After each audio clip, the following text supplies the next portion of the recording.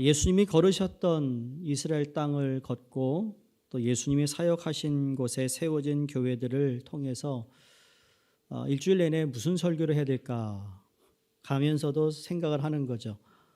어느 곳에 어느 방문했던 교회에 말씀을 가지고 말씀을 전해야 될까라는 것이 늘 제 마음속에 있다가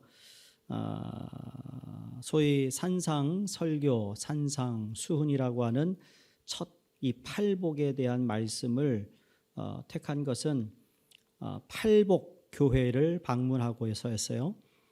팔복 교회, 나중에 사진을 보여드리겠지만 이 팔복 교회를 통해서 예수님이 이 모든 군중을 앉혀놓고 그리고 떴네 이렇게 밑에서 말씀을 하시면 이 뒤에 이 갈릴리 호수에서 바람이 부는 그 바람에 의해 말씀을 하면 그 말씀이 그 많은 사람들에게 마이크로폰 없이 들리는 거예요.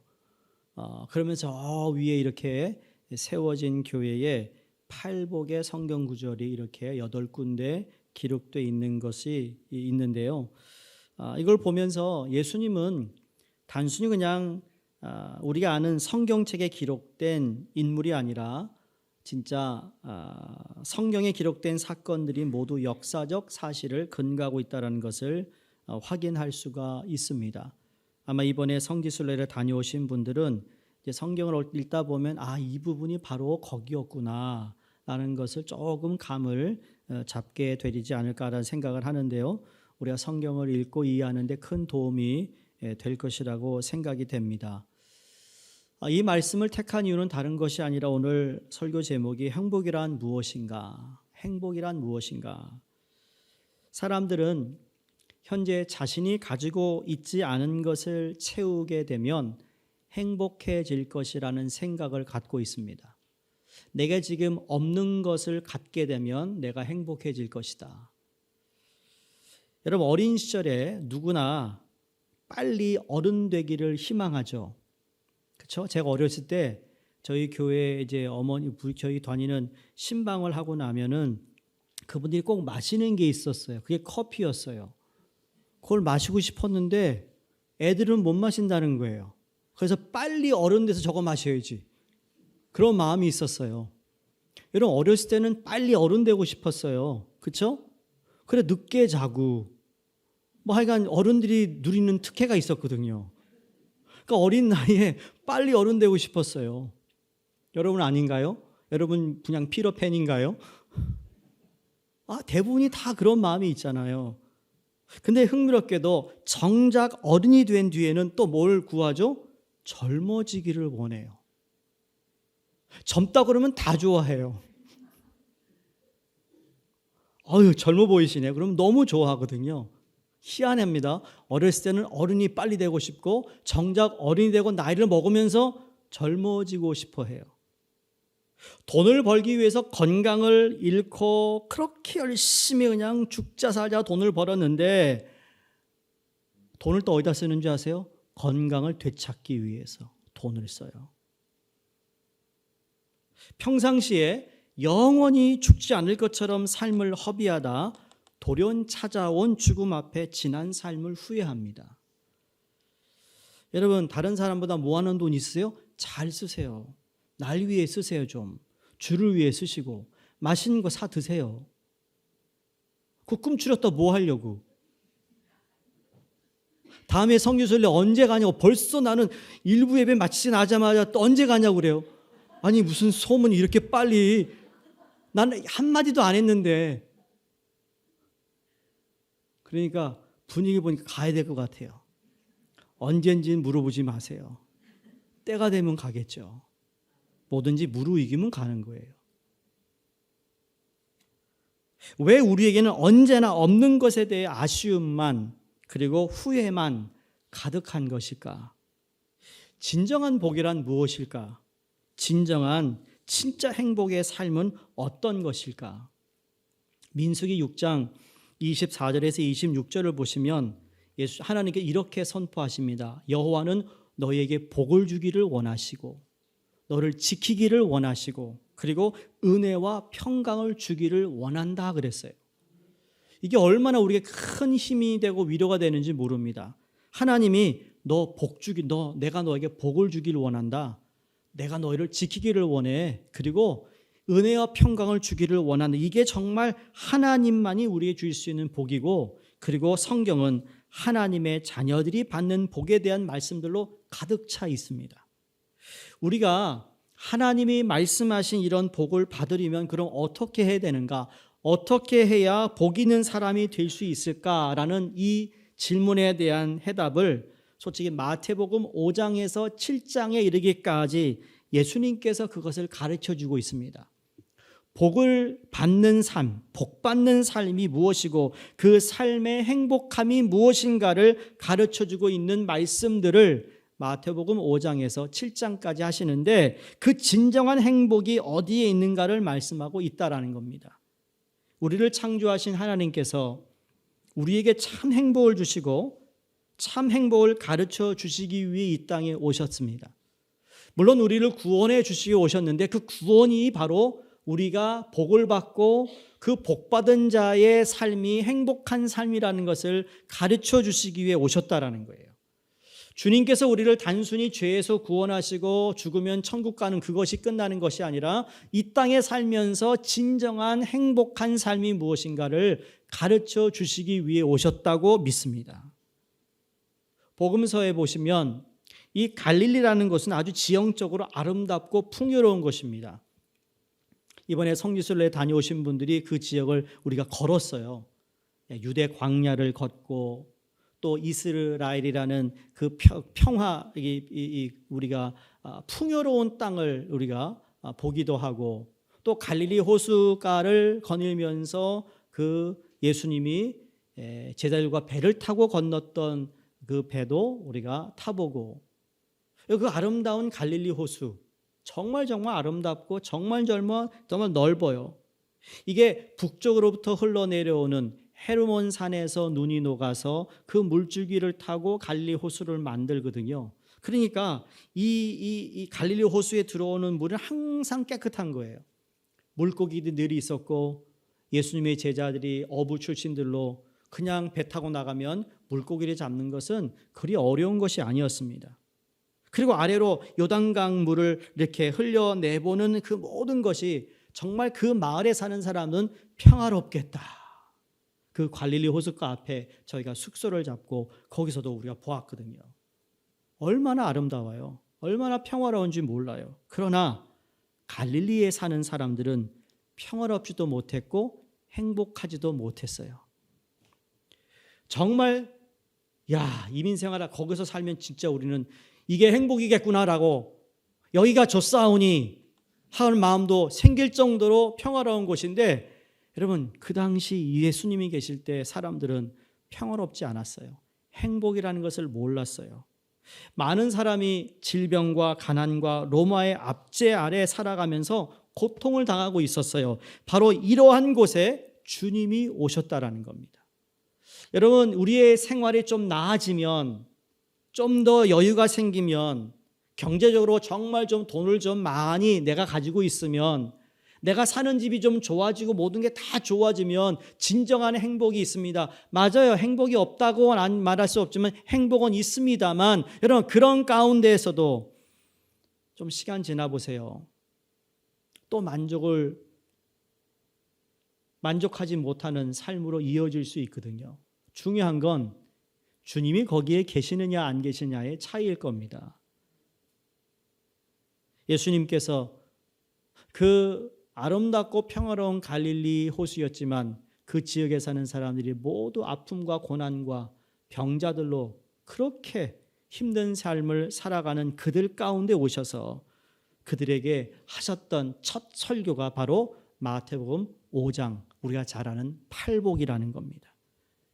아침에 제자들과 산에서 내려오시는데 예수님을 찾아오는 많은 군중을 산에서 만나게 됩니다. 이 불행했던 갈릴리 사람들은 행복을 찾았고 행복을 얻기 위해 주님을 찾아 나선 것과도 마찬가지다라고 말할 수 있다라는 거죠. 그래서 주님이 오늘 말씀처럼 주옥 같은 내용으로 그리스도의 전 교훈의 요약이다라고 할 정도로 예수님 공생의 첫 가르침을 말씀하고 있습니다. 여러분, 산에서 설교하신 말씀이라고 그래서 산상설교라고 합니다. 또 어떤 분들은 가르쳐서 본받게 한다라는 뜻에서 산상교훈이라고 하고, 그러나 제가 좋아하는 건 계속해서 가르쳐 후세에 전하라라는 뜻에서 산상수훈이라고 말합니다. 계속해서 가르쳐 후손들에게 전하라는 말씀이죠. 아까 보셨더니 그 팔복교회, 여러분, 그럼 복이란 무엇인가? 복에 대한 분명한 이해를 돕기 위해 복 있는 자라는 말과 복 받을 자라는 우리말의 어휘를 우리가 조금 구별해 볼 필요가 있습니다. 자, 하나님의 자녀는 복 받을 자가 아니고 복 있는 자입니다. 아멘. 앞으로 복을 받을 자가 아니라 이미 복 있는 자라고 그랬어요. 이 말은 존재와 관련된 의미입니다. 나와 하나님과의 관계가 잘 예수 그리스도를 통하여 이루어진 관계가 성립된 사람들에 한해서 우리는 다 복 있는 자라는 겁니다. 여러분, 복 있는 자세요. 옆에 있는 분에게 복 있는 자래. 복 있는 자래. 복 있는 자래. 또 남한테 얘기한다. 복자를 너무 작게 하셨죠. 복 있는 자. 그러니까 이 말은 예수 그리스도와 연관되는 영원한 천국에 속한 것입니다. 그 복은 하나님께서 자기 백성들, 자녀에게 주시는 선물이에요. 이 복이라는 원어 히라버를 보면 마카리오스라는 단어를 사용합니다. 그런데 이 마카리오스라는 복을 이 특별한 의미를 지니고 있는데 여러분, 세 가지만 말씀드리고 싶어요. 첫 번째, 이 복이라는 단어가 사용될 때는 신의 존재나 특성을 나타날 때 사용했다라는 겁니다.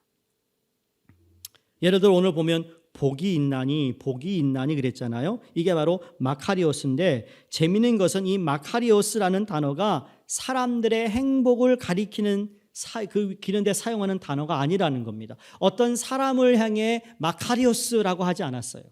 분명히 저 사람이 복 있는 자, 우리의 그냥 뉘앙스를 보면 그 이야기를 들으면 복 있는 자, 그 사람이라고 생각하는데 아니에요. 그 사람이 아니라 이건 하나님의 행복을 가리킬 때 사용하는 단어입니다. 누구의 행복이요? 하나님의 행복. 그러니까 이렇게 표현하는 거예요. 의에 줄이고 목마른 자는 복이 있나니라고 할 때 의에 줄이고 목마른 자의 행복은 하나님이 예수님 자신의 행복을 가리키는 것이라는 거예요. 이 말씀을 주님이 우리에게 주시는 의도 속에는 자, 이제 내가 누리는 행복을 너희도 항상 체험하면서 살기를 바란다라는 의미가 여기에 담겨 있는 거예요. 그러니까 복이 있나니, 첫째로 얘기하면 심령이 가난한 자는 복이 있나니, 이게 뭐예요? 주 예수 그리스도가, 그렇죠? 우리에게 이러한 것을 예수 그리스도를 통하여 그 신, 그분의 특성한 어떠한 본성을 이야기할 때 그것을 우리에게도 그것을 체험하기를 원하신다는 거죠. 그게 바로 하나 되는 거예요. 하나님이 하신 말씀, 주님 하신 말씀과 내 삶이 전혀 다른 것이 아니라, 이중적인 것이 아니라 소위 영어로 말하면 싱크가 되는 거예요. 싱크. 여러분이 핸드폰과 컴퓨터와 싱크를 시켜서 내가 모든 사진을 찍으면 내 컴퓨터에 다 자동으로 거기에 저장이 되는 거, 이게 싱크예요. 하나인 거예요.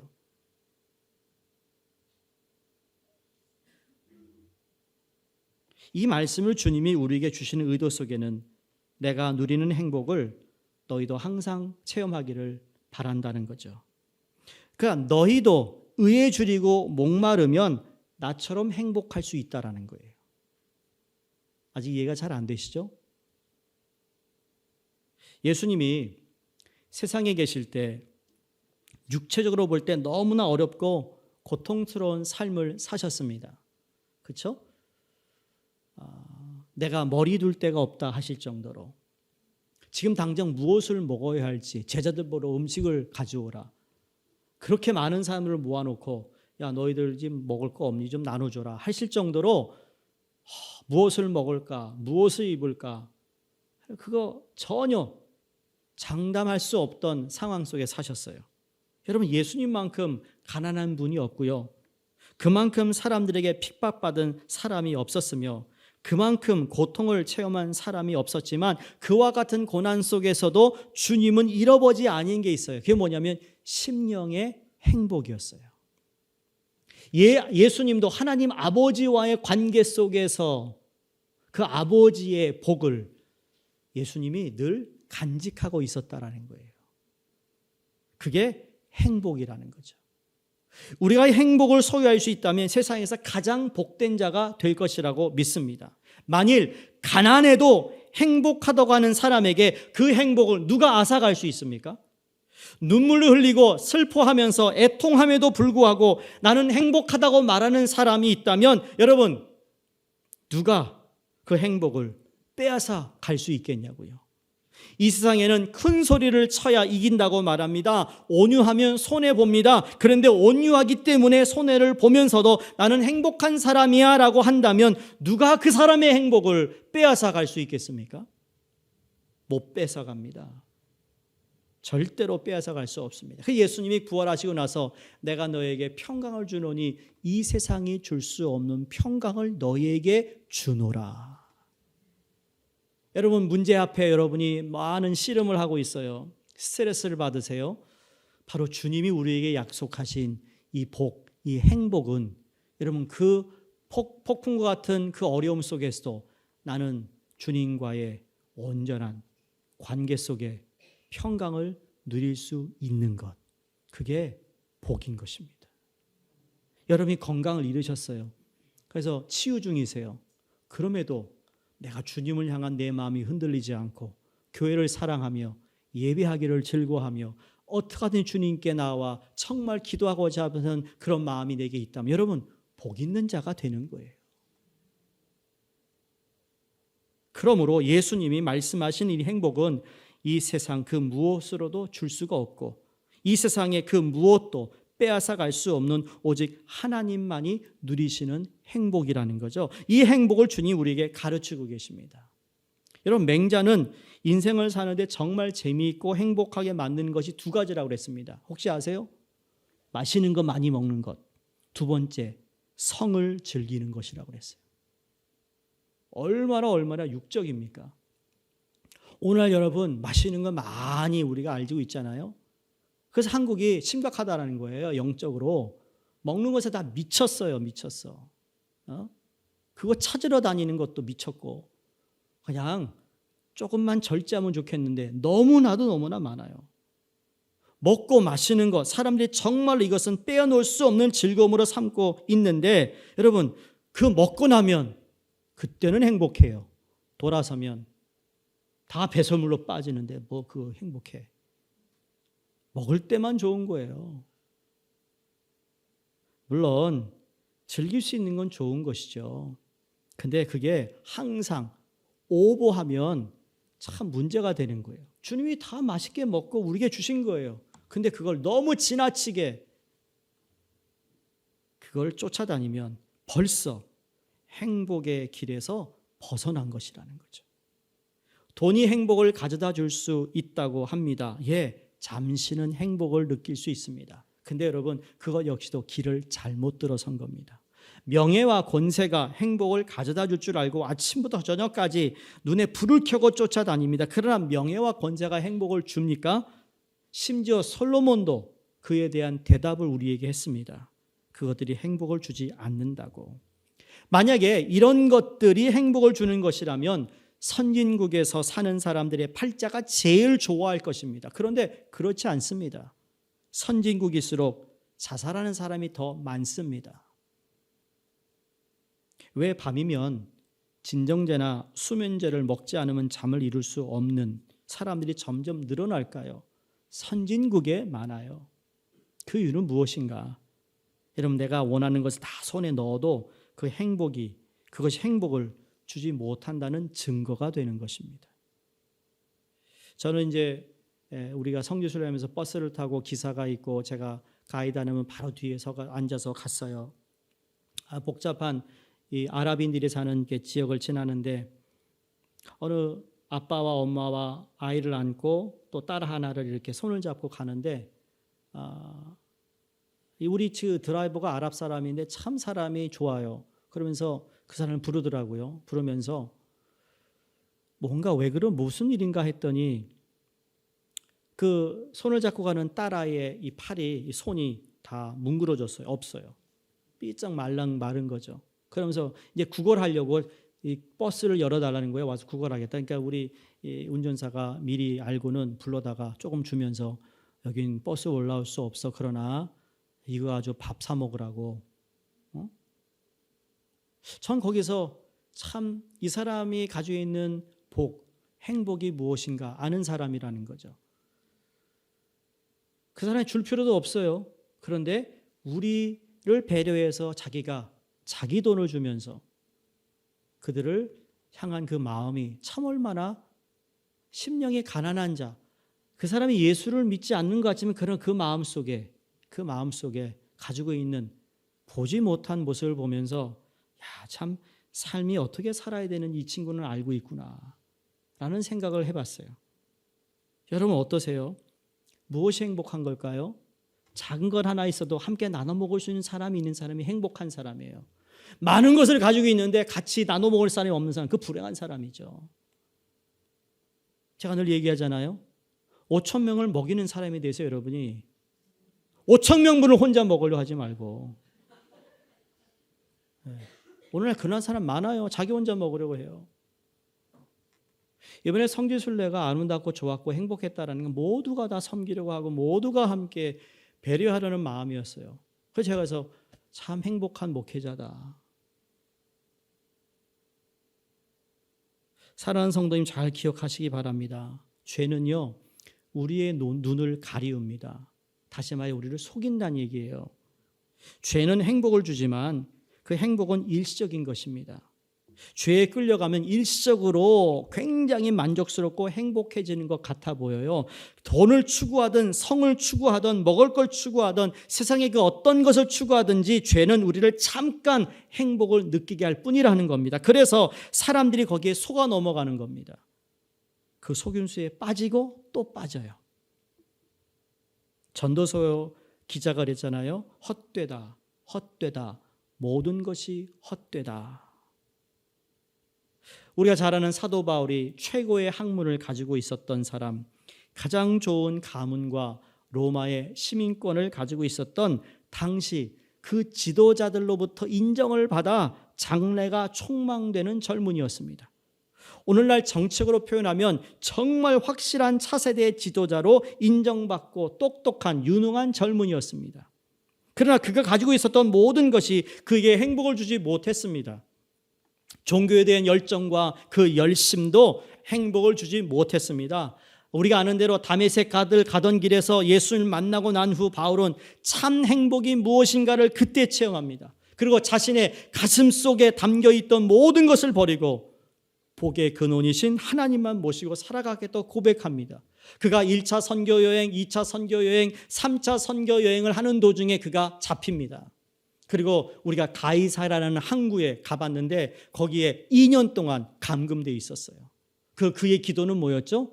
내가 가이사라에게, 시저에게 가겠다. 로마 황제 앞에서 내가 재판을 받겠다. 그래서 거기서 2년 동안 감금되어 있는 가운데 여러분 거기서 서신을 쓰기 시작합니다. 아이 하나님, 내가 지금 1차, 2차, 지금 3차 내가 죽으라고 지금 복음 전하고 있는데 나 여기다 2년 동안 가져놓고 뭐 하는 겁니까? 라고 기도하지 않았습니다. 그에게 처한 곳에, 그것이 어디든 간에 주님이 나와 함께하는 곳이 바로 행복이었어요.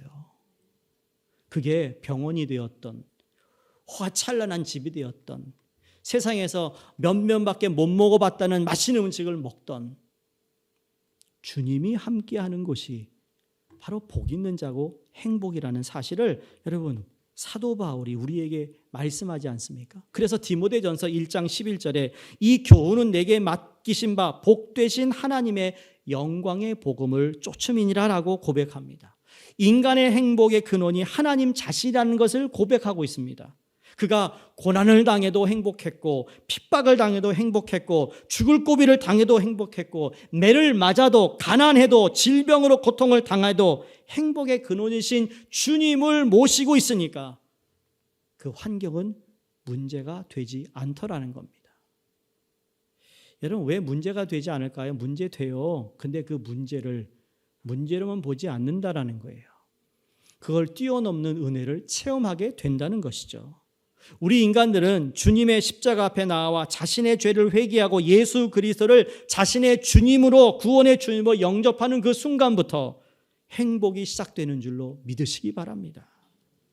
두 번째, 이 복이라는 말의 어원은 하나님께 바친다는 의미가 있습니다. 영어의 blessing, 이게 복이에요. 축복인데 이 blessing은 bleed라는 영어 단어에서 왔어요. 라틴어죠. 피의 제사를 이야기할 때 bleed예요. 여러분, blessing은 복을 받기 위해서는 희생이 필요해요. 그게 어떤 희생인 줄 아세요? 피의 희생인 거예요. 어느 나라든지 제물을 신에게 바치고 피를 흘린 다음에 그걸 구함으로 신이 그 사람에게, 제사한 사람에게 복을 주는 것이 고대 시대의 모든 사람들이 알고 있었던 신의 복이에요. 다시 말해서 피의 제사를 지낼 때 선별하여 드리는 제사의 축복의 의미를 찾았던 것이죠.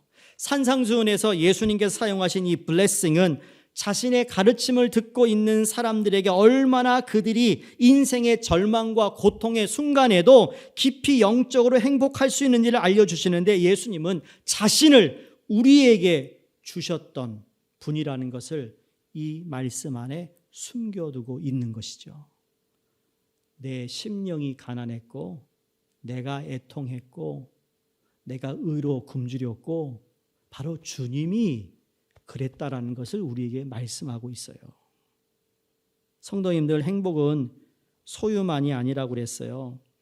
얼마를 가지고 있느냐도 행복의 척도가 아니라고 그랬어요.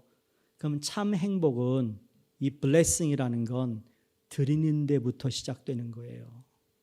드리는 거. 예수님 하나님께 드려지는 희생 제물이 되심으로 진정한 복이 임한 거예요. 예수 그리스도의 피가 흐름을 통하여 하나님께 바쳐졌을 때 여러분, 그게 블레싱이 되는 거예요. 여러분이 블레싱이 되기 위해서 나 또한 예수님처럼 나 자신을 희생하고 주님께 드려질 때 복 있는 자라고 말씀하고 있는 것이죠. 진정한 행복은 하나님께 바치는 데부터 시작이 됩니다. 이것이 성경의 가르침입니다. 예를 들어 우리 예배를 한번 볼까요? 이미 훈련반에서 여러분에게 제가 가르쳤던 말씀 중에 하나인데, 여러분 예배의 모든 요소를 보세요. 시작부터 마지막까지 딱 두 가지만 빼고 다 드리는 거예요. 찬양으로 드려요. 올려드려요. 헌금으로 올려드려요. 대표 기도하는 분이 대표 기도하지만 우리 마음을 모아 대표 기도하는 분이 우리의 공동체 기도를 올려드리는 거예요. 다 드리는 거예요, 여러분. 찬양이 짧다, 길다, 싫다, 좋다, 안다, 모른다 상관없어요, 여러분. 왜? 여러분이 드려야 되는 거기 때문에. 그럼 두 가지 안 드리는 건 하나님 말씀이 선포되는 건 들어야 되는 거고, 마지막 축도를 받고 나가는 거예요. 이게 예배인 거예요. 축도 끝나기 전에 나가는 사람, 그 사람 예배 잘못 드린 거예요. 그래서 그 말씀을 드리는 거죠. 여러분, 드리는 거예요. 그래서 우리의 예배의 마침은 우리가 또다시 우리의 삶에서 예배의 삶을 이어가는데 바로 그게 뭐죠? 섬김이에요. 섬기기 위해서는 내 시간을 쪼개드리고, 섬기기 위해서는 일찍 일어나야 되고, 섬기기 위해서는 내가 좀 더 힘든 일을 하는 것, 이게 바로 내가 드리는 거거든요. 여기서 행복이 오는 거예요. 단체 사진 내가 다 찍었어요, 이번에 가서. 첫 번째, 찍으라는 사람이 없더라고. 찍으세요. 단체 사진 하세요. 그러면 다 모아. 근데 찍을 사람이 없어. 내가 착해서 찍은 게 아니고요. 그래서 내가 찍어야겠다. 그 찍은 거예요. 근데 그게 행복이에요. 내가 복 받은 거예요. 찍어서 다 주니까.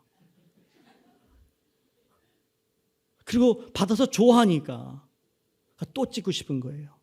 이건 내가 뺏기지 않겠다. 난 행복했어요. 행복은 소유의 이기심에 가득 찬 사람에게 찾아오지 않습니다. 그런 사람은 아무리 많이 가져도 만족하지 않습니다. 그러나 헌신의 삶은, 살아가는 사람은 가장 적은 것을 가지고도 말할 수 없는 행복을 누리는 거예요. 세 번째, 이 복이란 말에는 다른 사람의 생애 속에 기여한다라는 의미가 있습니다. 어떤 사람이 나에게 대해서 무슨 말을 하든지 그 상대방에 대해 좋은 이야기를 하며 그의 생애에 기여하는 사람은 행복한 사람이라는 겁니다. 그 사람을 격려하고 그 사람을 축복하는 사람이 여러분 행복한 사람이에요. 로마서 12장 14절에 너희를 핍박하는 자를 축복하라, 축복하고 저주하지 말라 그랬습니다. 복수는 복수를 당하는 자나 복수를 하는 사람이나 모두 파멸시킵니다. 둘 다 죽어버려요. 그 죽음으로 끌고 가는 거예요. 그런데 용서만이 용서하는 사람과 용서를 받는 사람 모두를 행복하게 합니다. 행복은 이웃을 축복하는 자에게 찾아오는 하나님의 선물이에요. 행복은 하나님을 사랑하는 이웃을 사랑할 때 우리에게 찾아오는 것이에요. 내가 잘못한 게 별로 없어도 그냥 품어주고 사랑해주고 용서해주고 한 번 더 격려해주는 게 이기는 거예요. 이기는 거예요. 그 비결을 아는 사람은 절대로 복 있는 자라는 그것을 놓치지 않기 위해 살아가는 거거든요. 여러분 그렇게 살았으면 좋겠어요. 매일매일 살아가실 때, 순간순간 살아가실 때 직장에서 아니면 여러분이 교회에서 할 때 나에게 섭섭해하는 사람이 있을 수 있어요. 왜 없어요? 인간들이 모였는데. 그러나 그럼에도 불구하고 꾹 누르고 나는 행복한 자가 될 거야. 복 있는 자가 될 거야. 그렇게 마음 먹으시라고요. 그래야 삶이 변하는 거 아니겠어요?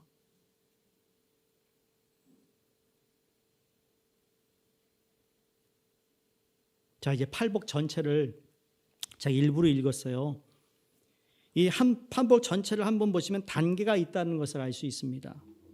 팔복은 하나님의 띠처럼 긴밀히 연결되어 있다고 볼 수 있는데 이 8개잖아요. 팔복. 그런데 앞에 4개와 뒤에 4개로 이렇게 나눌 수 있습니다. 근데 앞부분에 이 4개의 복은 예수님의 제자가 주님과의 관계에서 맺는 특징을 우리에게 말씀한다면 마지막 4개는 사람들과의 관계에서 드러나는 특징이라고 볼 수 있습니다. 뭔가 떠오르는 생각 없으세요? 세상의 세계 가장 중요한 계명 2가지를 예수님이 말씀하셨죠. 내 몸과 마음과 뜻과 정성을 다하여 하나님을 사랑하고 두 번째는 내 이웃을 내 몸과 같이 사랑하라. 십자가 그거잖아요. 이 팔복에도 하나님과 수직적인 관계에서의 복이 있다면 수평의 복을 이야기하고 있다라는 거예요. 마태가 아주 기가 막히게 이것을 써서 배열해 놓은 것입니다. 길게 설명드리지 않고 간략하게 말씀드립니다. 첫 번째 복인 심령이 가난한 자와 5번째 복인 긍휼히 여기는 자를 한번 보세요. 자신의 심령이 가난한 것을 본 사람은요, 다른 사람들을 긍휼히 여기며 불쌍히 여기는 대로 살아간다는 거예요. 내가 심령이 가난할 때 불쌍한 사람들을 절대 그냥 지나치지 않아요. 자기도 주님 앞에서 실패하고 넘어지고 연약했던 경험이 있다는 걸 아는 사람은 그 처지에 있는 사람들을 불쌍히 여길 줄 아는 거예요. 여러분 가끔 그런 얘기 하시는 분이 있잖아요. 과거에 내가 이런 어려움이 있었는데 현재 우리 목장 이런 어려움을 당하는 걸 보니까 내가 그분에게 위로해 줄 수 있는 말이 있었다고. 이게 바로 가난한 심령을 가졌던 사람들이 불쌍히 여기는 마음을 갖는 거예요.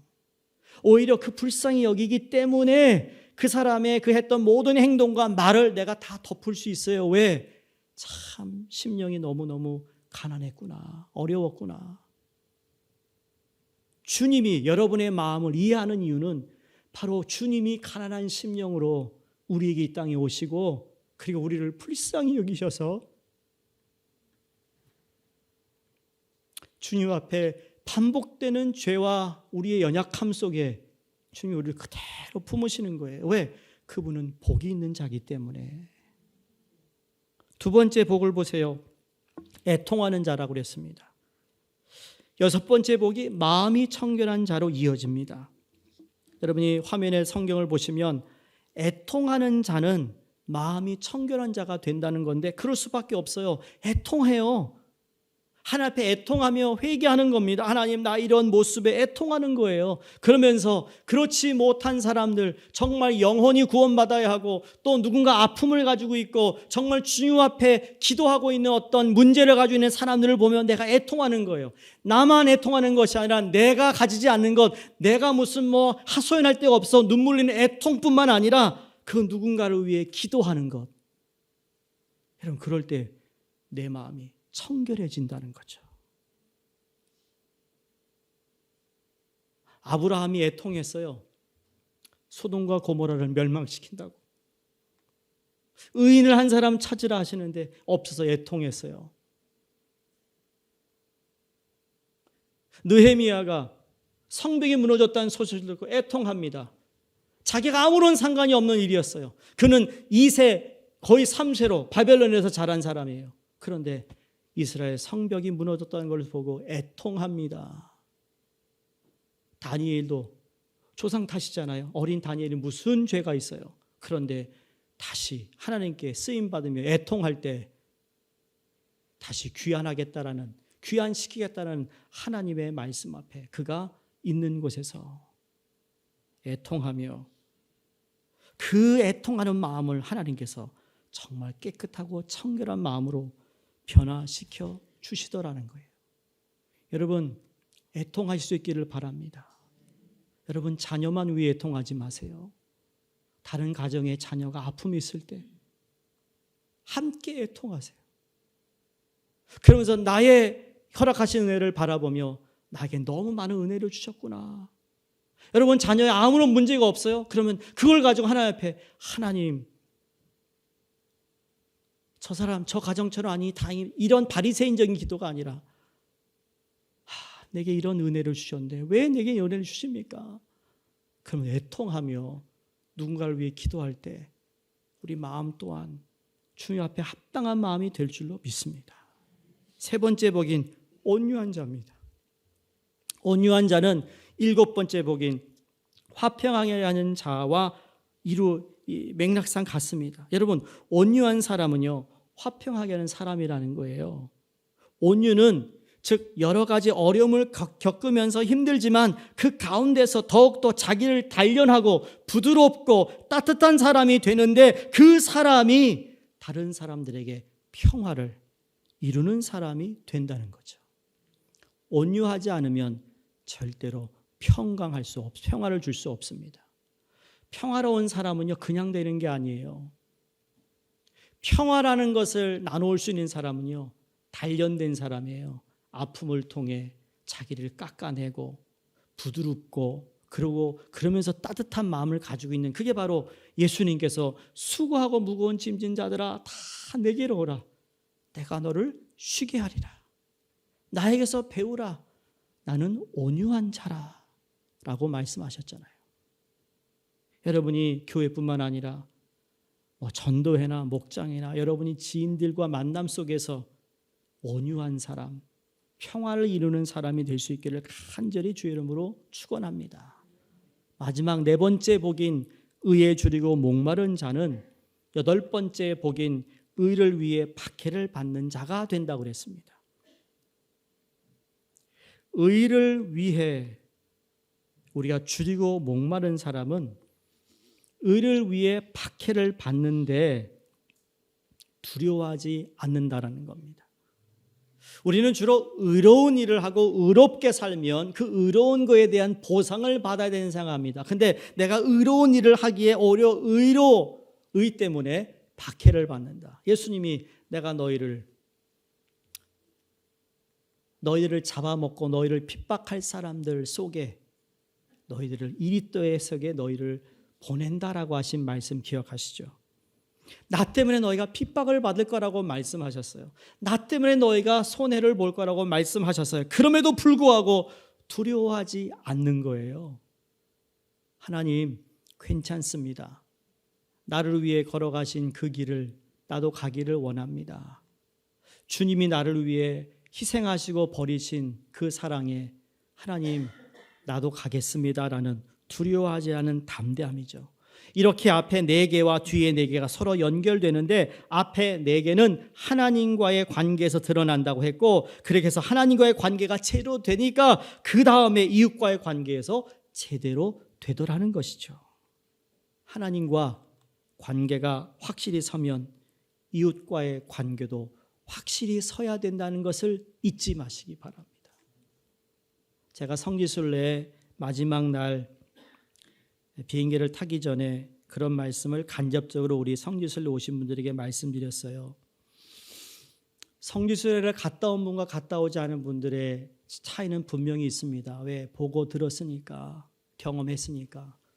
그걸 너무 지나치게 자랑하지 말라. 시험 들까 염려해야 됩니다. 하나님이 나에게 주신 은혜를 나누세요. 뭐 먹었다, 뭐 했다 라기보다 그걸 통해 내게 주신 하나님의 감동을 나누시면 그건 우리에게 정말 은혜가 되는 거예요. 과하게 우리가 했던 모든 것들을 너무 지나치게 얘기하다 보면 오히려 그것이 사람을 실족시킬 수 있다는 것. 그리고 성지순례 갔다 왔기 때는 더 주님 앞에 겸손한 자세로 주님을 섬기고 교회를 섬길 수 있는 분이 되어야 된다고 말씀을 드렸어요. 그게 바로 팔복이 이야기하고 있는 말씀과 거의 여러분 무관된 것이 아니라 바로 그 말씀을 주님이 하고 있어요. 너와 나와 특별한 경험이 있었다면 그 경험을 통해 누군가가 복을 누려야 되고 누군가가 평화를 누려야 되고 누군가가 함께 즐거워할 수 있고, 여러분 이것이 우리에게 주어진 삶의 행복 중에 한 부분이라는 사실을 잊지 않으시기를 바랍니다. 이런 이유로 예수님은 진정한 행복의 길이 어디에 있는지 우리에게 말씀하고 있습니다. 예수님을 왕으로 내 마음에 모시고 그분의 성품을 닮아가기를 애쓰는 사람은 하나님이 누리시는 이 행복을 맛볼 수 있다라는 사실을 믿으시며, 내가 갈망할 것은 그래서 예수님을 더 닮아야겠다. 예수님을 닮으면 닮을수록 행복의 순도는 더 높아질 것이고 그 농도는 더 진해질 것이라는 거죠. 그래서 우리 가운데 정말 가난한 심령, 우리 가운데 애통하는 자, 온유한 자, 의에 목마른 자, 마음이 청결한 자, 긍휼히 여기는 자, 화평을 통해 하나님이 약속하신 주님의 이 말씀이 바로 행복의 원천이 되시는 주님이 우리 삶의 행복이라는 사실을 기억하며 그 행복을 누리시고 나누시기를 주의 이름으로 축원드립니다. 기도하겠습니다.